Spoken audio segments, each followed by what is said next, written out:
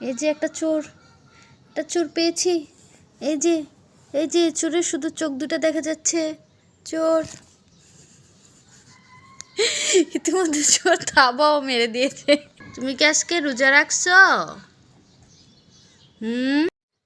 আসসালামু আলাইকুম সবাইকে। সকাল সকাল দেখতেই পেলেন আমার মিকি খুব দুষ্টামি করতেছিল আমার সাথে।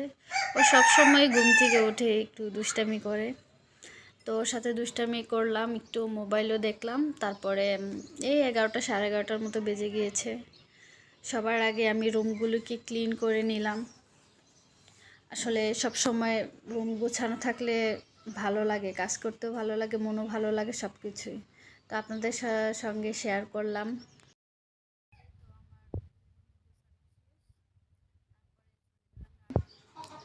তো যেহেতু রমজান মাস, একটু তাড়াতাড়ি রান্নাবাড়া গুছিয়ে নিতে হয়। আর এখানে আমি সবসময় ফুটানো পানি খাই, তো চুলায় পানি ফুটছে। আর রান্নাটাও কমপ্লিট করে নিলাম, যেহেতু রোজার মাস। আসলে গোসল করার পরে, নামাজ পড়ার পরে অত ভালো লাগে না এগুলো করতে। তো আগেই এই তো এখানে আমি মুরগি রান্না করছি আর টমেটোর চাটনি। আর এখানে আপনাদের সাথে তো একটা জিনিস শেয়ার করাই হয়নি। তো আমি বাসায় সবসময় একা থাকি বলে আপনাদের ভাইয়া পুরো একদম খামার করে দিয়েছে আমার বারান্দার মধ্যে। তো এখানে মুরগি আছে 9টা 10টার মতো মুরগি আছে।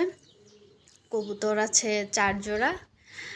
এই যে 2 জোড়া বাচ্চা হয়েছে, আর 2 জোড়া ডিম নিয়ে এখনও বসে আছে, ওদের বাচ্চা এখনও হয়নি। আর এখানে তো আমার একজন পরিদার আছে, চোর বললেই হয়। তো কি করে সবসময় মুরগিদের থাবা মেরে বসে। তো মুরগি কি করে ওকে ঠোকর দেয়, ও আবার বাসায় রুমে এসে কান্না করে। তো এখানে এই যে দেখেন ডিমগুলা, আসলে কোনো জিনিস পারলে ওটা যদি করে তাহলে অনেক। এই তো ডিমগুলা দেখালাম আপনাদের। আর এখানে চোর সব সময় এখানে থাকবে, ও সব সময় আমার পাশে পাশে থাকবে, আর পিছে পিছে ঘুরবে আর ম্যাও ম্যাও বলবে। তো এখানে চলে আসছে। তো দেখতে দেখতে সন্ধ্যা হয়ে গেল, ইফতারও করা হয়ে গেল। নামাজ পড়ার পরে তো এখানে রোস্ট আর হচ্ছে দই, তারপরে বোরহানি, তারপরে হচ্ছে যে এখানে কাচ্চিও ছিল। তো কাচ্চিটা খেতে খুবই মজার ছিল। সারাদিন রোজা রাখার পরে এটা খেলে আসলেই মনটাই ভালো হয়ে যায়। তো খুব লোভনীয় লাগছিল। তো এই তো দুজন মিলে ইফতার করে নিলাম। আমাদের মিকিও কিন্তু ইফতার করেছে আমাদের সাথে।